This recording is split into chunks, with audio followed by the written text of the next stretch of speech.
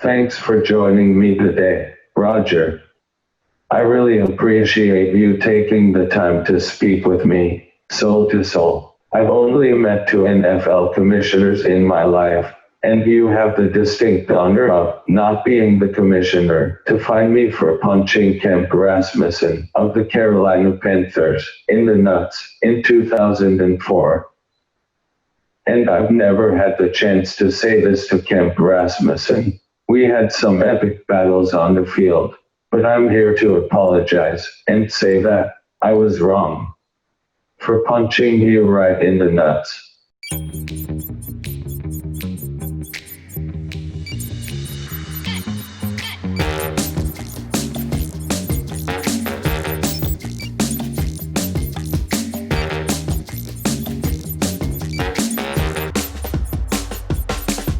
Behind the Glass.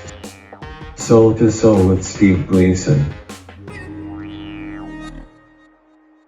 Seriously, Roger, you and I first met when I was asked to announce the Saints draft pick in 2013. Since then, we have met several times in New York at the league office to talk about finding solutions to ALS. And most recently, we had the chance to talk briefly before the Congressional Gold Medal ceremony in Washington, D.C. this past January. Roger, thanks to you and the league for your ongoing support. Roger, I call this series Soul to Soul for a reason. I wanted to have meaningful conversations with people I respect and explore the boundaries of what is possible on planet Earth in the extraordinary 21st century. And right now, with the global pandemic, U.S. racial tensions, with all that's happening in the world, industries are needing to think creatively. Professional sports, and particularly the NFL, are no different. The NFL will be looking to get creative, both on the local level and the global level. So, Roger, I'd like you to think creatively and consider this offer from me during our conversation today. Are you hiring new referees, Roger?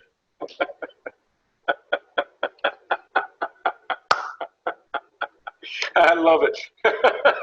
Of course, I'd always welcome you in anytime you want. There's nothing that Steve Gleason can't do in my book. So we'd love to have Because I'm thinking I'm a good candidate. I can't move, but I can definitely see. You're on your way. Now look, Roger, you don't have to answer right away. Just think it over and let me know. Hey, Steve, as I say, there's nothing that you can't do. So we'd love to have you anytime, any place. Really, man, I know you have a lot of difficult decisions to make, and you get beat up pretty well, no matter what. Through the years, we've had some pretty solid interaction, and I will say this, my man, I like you, Roger, so thanks for going soul to soul with me today. Well, I'm honored to do so, and I feel the same way. Roger, I think you have 3 questions for me. I'm ready to dive in. I am. I'm ready. The first question, Steve, I have is, you really moved the needle with all that you've done in advancing research and work to battle ALS. I'm more interested in where the fight goes next, and ultimately, how do we continue to find solutions to this difficult challenge in this disease? When I was diagnosed almost 10 years ago, the experts gave me 3.5 years to live. Let me just say that those 2 sentences can really mess with your head. In those months after I was diagnosed, I was desperately searching for any solutions to this disease. If there was absolutely any hint of a possibility that I could figure out how to live a meaningful life, despite my ALS diagnosis, I wanted to do everything I could do. to discover a way to make that happen. The answer came in the form of technology. Our foundation, Team Gleason, helps people live with ALS, but I don't believe that helping people live with ALS and seeking treatment or a cure are mutually exclusive. Once a person is diagnosed, there are few, if any, options to stop or slow the disease. But through technology, we can help empower people with the tools they need to remain purposeful and independent.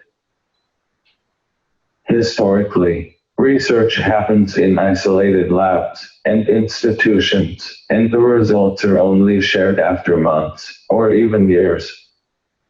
Through the project I helped establish, Answer ALS, we're working to open up those isolated silos. With an open source mandate, we have not only witnessed the expansion of research projects from our data, but we are also seeing the research yield faster, more, and shared results. All that to say, I believe the next advancements in finding solutions for people living with ALS will be a convergence of advancing assistive technological solutions like the Microsoft Surface I'm using, as well as advancing research technologies with artificial intelligence and deep mining of human data. By merging those technologies with advanced science and data, we will likely see personalized treatments for groups of people with ALS in our lifetime. Well said.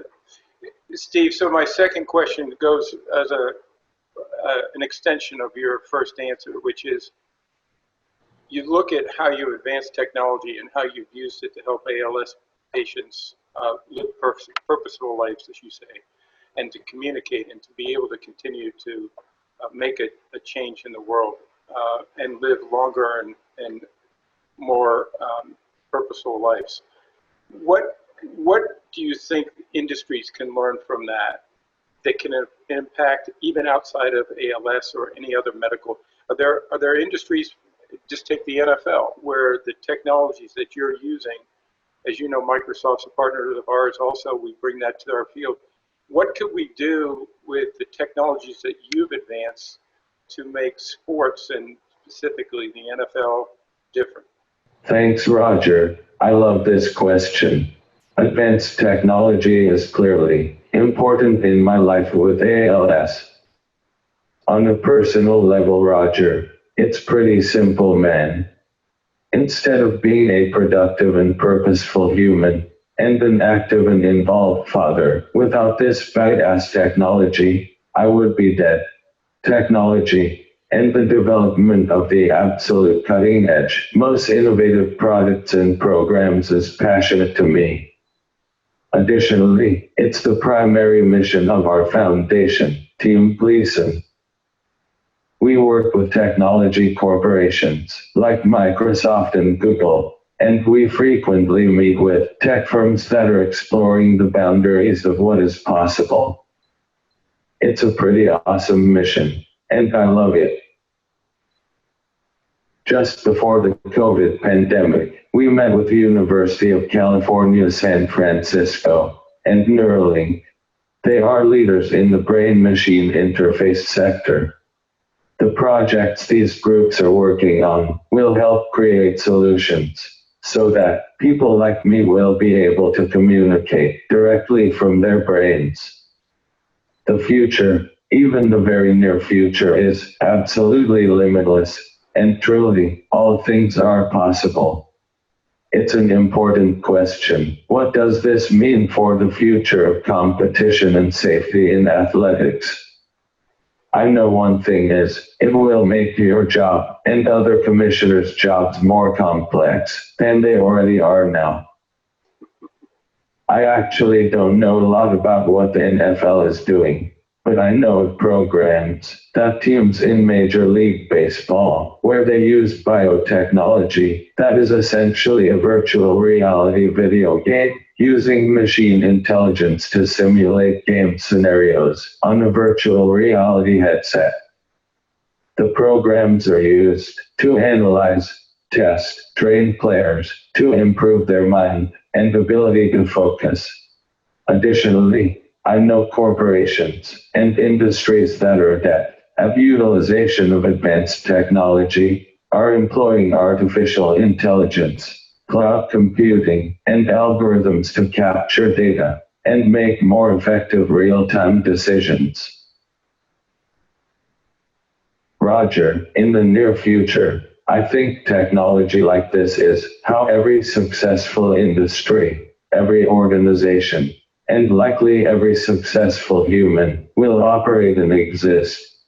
It seems that the NFL can apply innovative technology like this to continue to be a leader in the entertainment industry, while also improving fans' enjoyment and involvement in the game, and most importantly, players' health and safety. It's a rapidly changing world of technology here in 2020. If the league can not only leverage innovative technology that is available, as well as assist players, former players, and assist the people in NFL communities utilize this type of technology, I believe the NFL can continue to be exciting for fans and continue to be a leader in our society. I agree with you, Stephen. I think what you've done to demonstrate the importance of technology and how it's changed your life and so many others, I agree it can change industries, and we embrace technology and know that that's going to only make us better as a football league, but also as an entertainment opportunity and having the impact on the world that we would like to have. If I could shift as my final question, because I want to make sure I get a chance to ask you a few questions. You have a lot of titles: professional athlete, filmmaker, a Congressional Gold Medal Ceremony award winner, which I have my program sitting right here, which I keep next to my desk because I was honored to be there for that. But as you know, and I've always seen the most important title you have is husband and father. I know how much your family means to you, and I'd be interested in how, as a public figure and on a national stage, in what you're doing to fight ALS and show your children how you do deal with issues. How do you do that? How do you balance being a father? How do you balance being a public figure?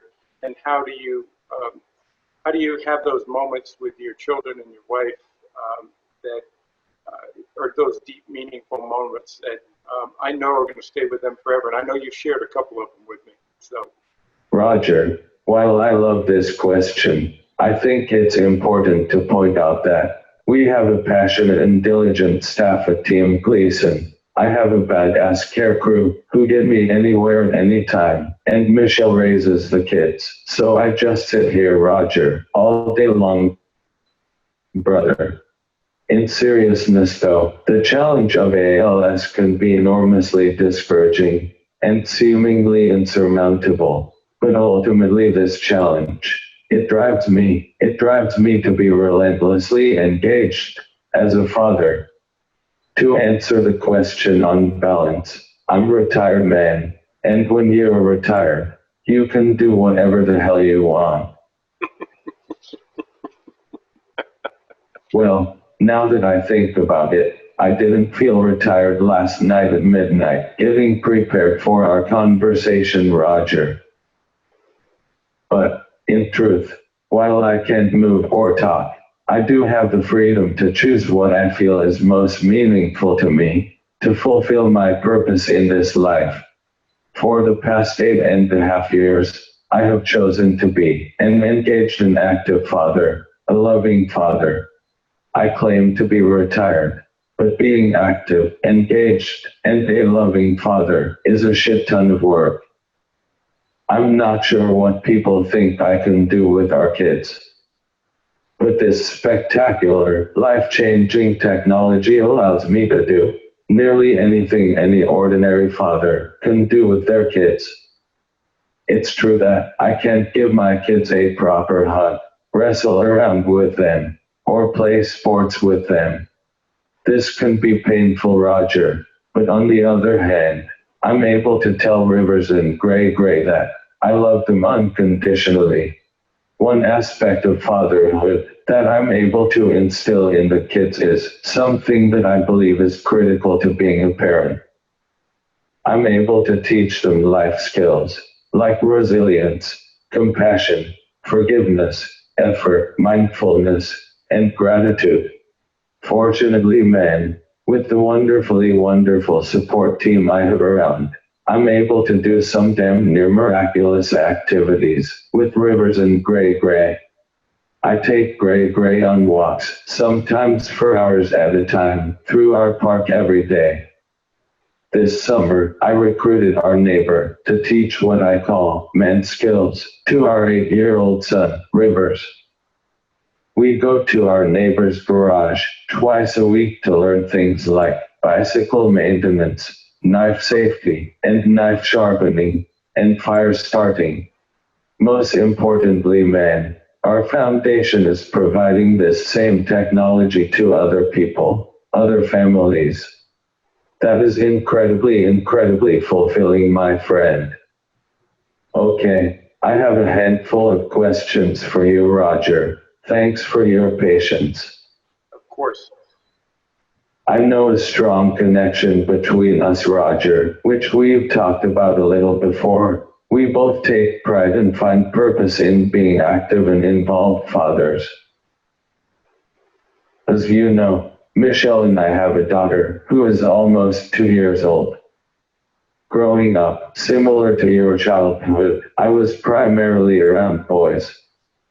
So having a daughter is a completely exciting and, in truth, pretty terrifying new adventure. Do you have some baseline philosophies, Roger, that guide you as a father, specifically with raising daughters? Well, Steve, as you know, I grew up one of 5 boys. So knowing an awful lot about raising girls is something that's different for me. We're very fortunate. Jane and I have twin girls who are now about to turn 19 next week. And we are so lucky because they are 2 of the most wonderful young women I know. I give their mother a lot of credit for that. But I think it goes back to something we talked about in my last question to you, which is being able to share moments with them and experiences with them to prepare them for life. Around the house, they tease me because I talk about something that may have happened during that day, which I call a life lesson. Not the specific example, but something that may have happened that will happen to them someday, likely, and to prepare them to be ready for those kinds of challenges. And I think it's one of the things I admire so much about you, your ability to share who you are, your values, what's important to you with your children, with your wife. I've seen that so many times, and I don't think there's anything greater that we can do as parents, is to share our experiences to help them through their life. And I don't know of any way to do it other than to love them and support them and hug them up all the time. I take every opportunity. If I'm not working or if I'm not here in this office, I'm there for them. And my dad taught me a valuable lesson, who had a busy public life himself, which is he made efforts to come to every one of my sporting events. And, you know, it was just the effort that he was there for those special moments that made the difference for me. I knew he couldn't be there all the time. I knew that he had other challenges, but he made that time for me, and I knew that he believed in me and cared about me. And I know that Gray and Rivers and Michelle, they know how much their father cares about them. And so I can't imagine a better father than you, Steve, honestly. Thanks so much, man. You were a 3-sport athlete in high school who received honors and accolades in all the sports you played. It seems injuries prevented you from playing in college and potentially professional sports. Even though athletics seemed to give you some purpose, and be a possible path for you. Was there another dream for you as a kid? Is there still an Indiana Jones, or Mother Teresa, or a Pablo Picasso, or whoever inspires you, just waiting to emerge from the NFL commissioner? Steve, it's very interesting. As a young kid, I always wanted to be a professional athlete. That was sort of my dream as I played on all the playgrounds. Every sport was my favorite as the season evolved. Um, and I love athletics because I think athletics means so much about, and it teaches you so much about those life lessons, that perseverance, that discipline, that hard work, the teamwork, which to me, you can't be successful in life without teamwork. You're living that with Team Gleason. I live that with the NFL. And so, oddly enough, by the time I got into high school, I knew that I wasn't going to probably be a professional athlete. And so, from my standpoint, I said, how do I stay connected to that? How do I stay involved with something that I'm so passionate about? And I actually wrote a letter to my father when I graduated from college saying I want to do two things. I want to make you proud as my father. And second, I want to be commissioner of the NFL. Now that second one probably wasn't a good idea to say at the time because I think there had only been 6 commissioners at that time in the history of the NFL, which was close to 70 years old, I think, at that time. But it was really more that I wanted to be involved with the NFL. I believed in what it stood for, and I believed the impact it has in communities. I believed it has an impact for those who play the game and coach the game. But I felt it as a fan too, that this is something that's really important to our country and to our society, and it reflects so much of our values. And the game was just something that I still love as a fan. Every day I count my blessings to be part of it and to have some influence over it. But it's so many people who play it and coach it and are involved in the front office and ownership and our partners. This game has a tremendous impact on people. And every day I think about that, it's something, it just brings out a lot of pride in me that I'm associated with that. Right. That's perfect for my next question. Life lessons and growth from sports and athletics. Thanks. I believe that life skills that aren't taught explicitly in school, like resilience, focus, compassion, gratitude, and poise, will be critical for our youth in the coming decades of the 21st century. In fact, I believe this so strongly that I started a life skills sports clinic program a few years ago.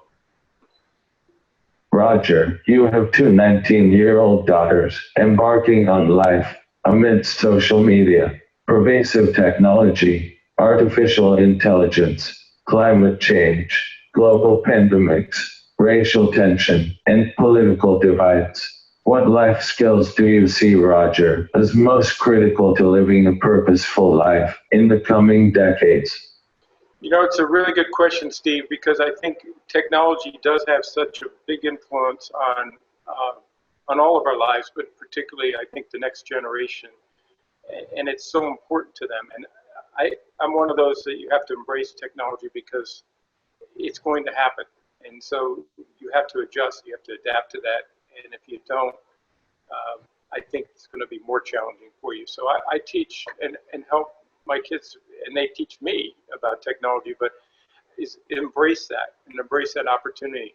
Second is just to learn, and then that includes technology, but it's important as we have these technologies that you continue to learn about how you become successful and how you stay successful, those values you talked about, and that don't let technology become a buffer between don't let technology become a buffer between not being social, not having those interactions with people. They call it social distancing. I call it physical distancing because I think we need social interaction. I think we need to have the ability to work with people and to understand people. And that goes into my last one is just tremendous respect for people. Respect for people who disagree with you, probably more importantly. If you feel strongly about something and you feel you're right, test it against somebody who doesn't agree with you and truly listen and truly understand their perspective. And when you do that, it's hard because a lot of people just want to reinforce their own thinking. But I think what's really important for people is to understand other people's perspectives, respect them, and to have that type of a learning ability to adapt and to understand that you don't have all the answers. You never do. And it's important for you to be successful in life, to continue to evolve, to learn from others, and to be a better person and respect humanity in a way that we just need to do more and more of. Yeah, I agree. Technology is not going anywhere. We need to learn to use it powerfully for good. Absolutely. I believe much of our human purpose comes from service and serving others. I played here in New Orleans during Hurricane Katrina. I know that after Hurricane Katrina, Commissioner Tagliabue was a major driver of bringing the Saints back to New Orleans. That was certainly a major factor that helped heal this community. Can you share with me and our audience your recollection of how the year played out? Additionally, Roger, as the commissioner's right-hand man, what was your role in this process? Well, Steve, obviously that was a really challenging time for all of us in this country to see a great community like New Orleans be so devastated by Hurricane Katrina. And we believed our role, and Paul Tagliabue, who was my predecessor, and as you say, I was his chief operating officer at the time. We believed in the New Orleans community and felt that the team could play a really important role in the rebirth of that city. And it wasn't just the team itself, it was also the Superdome, as you know, which is such an important, not just building, but important aspect of that community. And what we wanted to do is we wanted to work with the leadership in New Orleans to make sure that that team was part of the healing process, that we as the NFL supported that and supported Tom Benson and his family, and how we could show that we believed in New Orleans. We believed that we could recover from this terrible tragedy. And it was about rebuilding physically the dome to some extent to be able to continue to play there. But it was really more of showing people that the NFL was going to stand behind the community of New Orleans, the people, the leadership, and everything that it stood for, and that we can overcome. And we knew they believed that.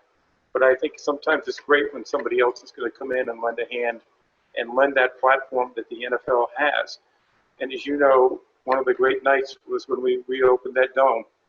And it was the Falcons and the Saints, and you know that big play that happened when Steve Gleason blocked the punt. There was no better place. You just had to be in that dome that night to realize the power, the influence, and the effect that bringing people together around that game and it was more than a football game. It was a moment to say we did overcome. And I will tell you, I know Paul Tagliabue felt that in his heart and soul. We all did. We spent a lot of time in there. In New Orleans immediately after Katrina, which was hard to see. It was when we first got in there, I think it was 10 days after the hurricane, and the devastation was significant, as you know. And we all believed and we all worked, and to see that community come through so much, it just shows their spirit, and we were glad to be a part of it. And I think one of the first things that happened after I became commissioner was my first league meeting. We awarded New Orleans another Super Bowl. And that was part of saying it was a reward. It was something, you have done so much right, and you're so much a part of the National Football League. we wanted to have another Super Bowl there, and that's something that we've continued that relationship, and we're very proud of it. Yeah, you're right, baby. Thanks, man. New Orleans is unstoppable. Absolutely. Roger, how did your father influence and inspire you, both from a general perspective, then specifically standing up for what he believed was right during the Vietnam War? For people in our audience who may not know about Roger's father, Charles Goodell was a United States Senator during the Vietnam War. Ultimately, Senator Goodell was opposed to the war in Vietnam. At the time, the senator's opposition to the war was largely unpopular with his party. But Roger, beyond taking an unpopular stand, your dad initially supported the war. Ultimately, the senator's view and his public stance evolved. He changed his mind based upon principle. Your dad became a public figure calling to end the war in Vietnam. So, that is a little background on your father for people who don't know the story. But back to the question, Roger. How did your father influence you and inspire you? And do you have regret that some of your decisions may not have reflected his example? And which decisions have you made that would make your father most proud? Well, Steve, it's a really important question, because I think we're all, as we talked about earlier, the importance of parenting, and particularly being a father, is important to both of us. And my dad was an incredible father to 5 boys in a very public life. And the 60s were a difficult time for our nation. Interesting enough, civil rights was a big issue, and we grew up in Washington, D.C., and that we went through a very challenging period of time in the 60s. And, of course, the Vietnam War was another one that was a challenging period for us. And my father was very good at sharing that with us. And he listened, and he was particularly influenced as he went around New York State, representing the people of New York State and listening to the younger people about the war and really understanding where they were. And that's where he shifted his position and opposed the war. And it was unpopular because it was a Republican administration, President Nixon, and it wasn't popular to speak out against something that the president obviously supported. And he sat us all down as 5 boys, and my mother, who was another huge influence on me, and he shared his thinking. And his thinking was very simple, which is, I believe that the Vietnam War is wrong and that it should end. And I'm going to speak out and introduce legislation against that. It will be unpopular, and I will likely lose the election when I come up in 1970, which is just 2 years away. But I feel I need to do this. So something he loved so much, which was being a public servant, the United States representative in Congress, and obviously then in the Senate. He knew that was going to be the end of it, but he did it because it was the right thing to do. And that was the compass that I was given at that time, is to do the right thing regardless of the consequences. And that has stuck with me throughout my life. And I've never tried to waver off of that. As you point out, there are a lot of decisions that you make that are unpopular with various constituents, whether it's ownership or whether it's players or coaches or fans or partners. But I never made a decision that I wasn't trying to be fair, thoughtful, and do the right thing regardless of the consequences, which lived by his principle. And so for me, that is the compass that I've always lived by and that my family lives by. And I try to share that with my children, just as he shared it with me. When those difficult moments come and you have to make decisions, how you go about making those decisions, why you're making those decisions. So they will have, my children and my wife will have the same experience of knowing what I was balancing and knowing that I was trying to get to the right place. We always want to be right.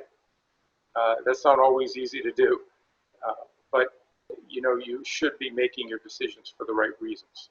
And I think courage of being able to do the right thing regardless of consequences is very admirable and something that I've always strived to do. Excellent stuff, man.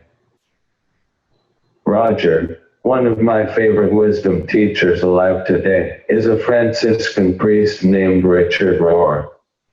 He has a wonderful quote that says, "It seems that the human ego would sooner die than admit that they are mistaken." I love the wisdom and the challenge of that statement, Roger. So, anytime and anywhere, whether privately or publicly, if I hear someone say they were wrong, it is incredibly powerful from my perspective. Roger, beyond the specific admission that we were wrong about kneeling during the national anthem, it seems that this admission seems to represent a change within the culture of the NFL owners and the organization itself. Roger, from your perspective as the commissioner, what has changed or is changing inside the NFL that you think is the gift of this time that you will look back on and be grateful for? Well, Steve, I think that where we went wrong is didn't listen to what our players were kneeling for. And that everyone got caught up, are you kneeling or are you standing for the national anthem?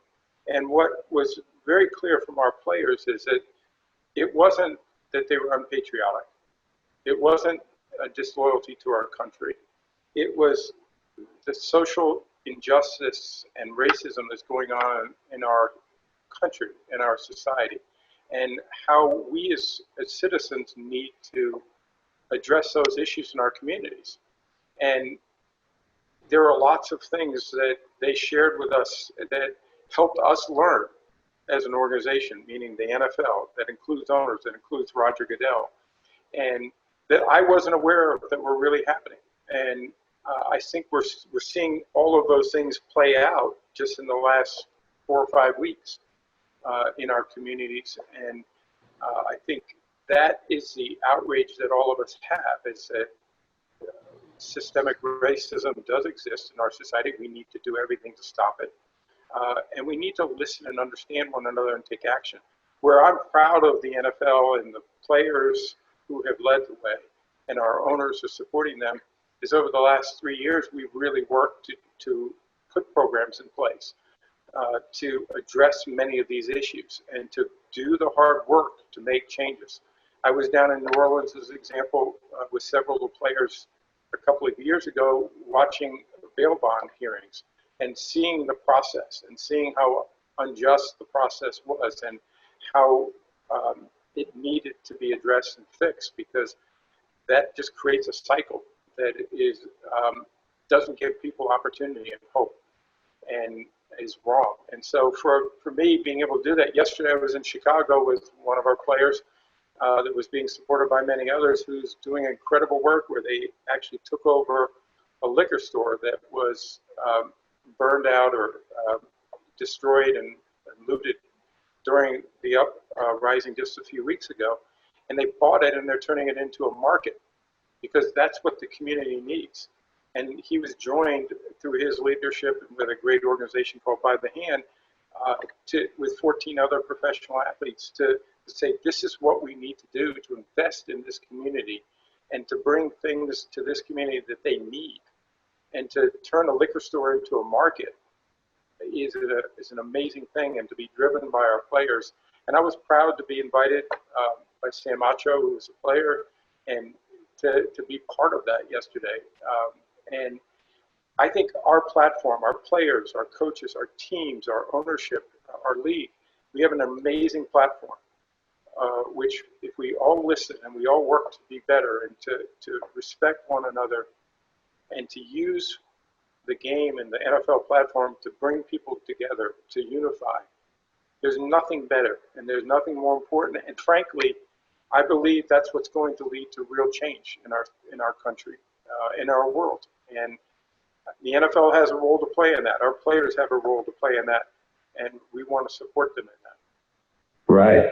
That's excellent, Roger. We may disagree, but but we're all Americans, with pride for the nation. During my 8-year career in the NFL, and especially during my nearly 10-year career with ALS, Roger, the realization that when I acknowledge adversity and failures, this has been my path to success and triumph. In fact, without this realization, I'd likely be dead, my friend. I'm curious to learn from you, Roger. As a father, as an adult, and as commissioner of one of the most influential organizations on the planet, what have been some of your most significant failures in adversity? And looking back, how have you grown and improved? How have you triumphed from those experiences? Well, Steve, something you said is important. We don't always agree. Um, I think that's what makes our country great, is that we don't always agree as people. We shouldn't, by the way. I never want my children to say something because they think it's what they want me to say, or I want them to say. I want them to say what they believe and to have good reasoning behind it, and to have that same passion. And so I've always tried to bring that. And I think that the diversity of viewpoints is what really does make America great. And so when I make a decision, the ones that I would regret were the ones that I didn't get enough viewpoints. I didn't get the ones that, yeah, you're looking at from this perspective, but you should look at from over here. And we're never always right. We're never probably always wrong. But the bottom line on it is, you have to find that ground that is thoughtful, because you've heard the different perspectives. And that's what diversity means to me. It means getting perspective and experiences from people who are different than you and have that different perspective, and to respect that, and ultimately come to a decision that reflects that. It may not be, I always like to say, it's not answer A or answer B, it could be answer C. And don't get caught up on something that you believe is so right that you're not willing to test it against other people's perspectives. And and listen, when you're making as many decisions as I make, I wish I could say I'm right all the time. No, I'm not. But I can promise you that that is something that I always test it against, trying to figure out, is there another perspective here that's different that I need to consider before making a final decision. I think that's what makes the NFL great, because I don't sit here and make them in isolation. We have 32 owners, we have players, we have a union representing those players, we have partners. I try to work, and our team tries to work, to try to make sure that we get those perspectives, and then try to make a determination that is in the best interest, and have the courage to do what's right, even if it's unpopular. Earlier in our conversation, Roger, we talked about what is changing within the NFL based on rising racial tensions in the United States. So I'm curious, what are the recent NFL action steps and concrete commitments the league is taking to help heal NFL communities? And specifically in New Orleans, how can I help with these initiatives? Well, Steve, let me start with, our initiatives are evolved from our players, for them identifying these challenges, particularly in education, um, in criminal justice, in economic advancement. Um, these areas were areas that our players really identified as where there were real serious shortfalls, and we needed to help address that. So we put plans, we supported our players coalition, we worked with our union, we worked with our players to try to make change and have an impact. Um, we've spent nearly $70 million in the last 3 years supporting a lot of those changes. That doesn't include, I think, the platform that we have created through Inspire Change, which is our social justice platform, which we've highlighted cases where police brutality is turned into a tragic outcome, and we need to make sure that those don't happen. And so highlighting that and bringing attention to that it is happening in our communities, and what can we do to fix that and make sure that doesn't happen anymore.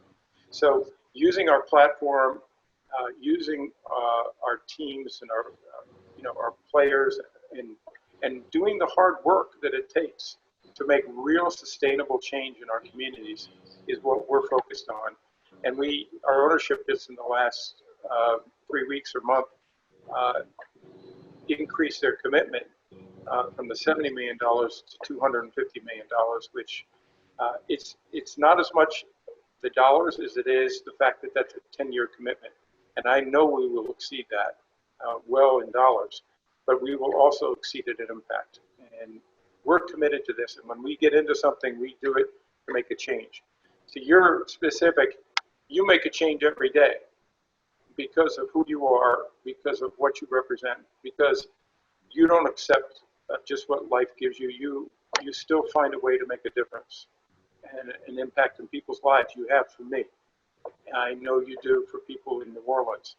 And people see you, the resilience and the determination and the strength and the courage that you have and the way you respect people. You make that difference every day in the way you live your life. And I couldn't ask any more from you, because that is the power of Steve Gleason. That is your legacy to really what has made your life so important and will continue to. Okie dokie, man. Thanks again for taking the time to have this conversation with me today, Roger. That was really fun. It was fun, Steve, and I'm honored always to be with you, and our prayers and thoughts are with you and your family all the time. And the Goodell family is always rooting for the Gleason family, and we're always in your corner. You know that.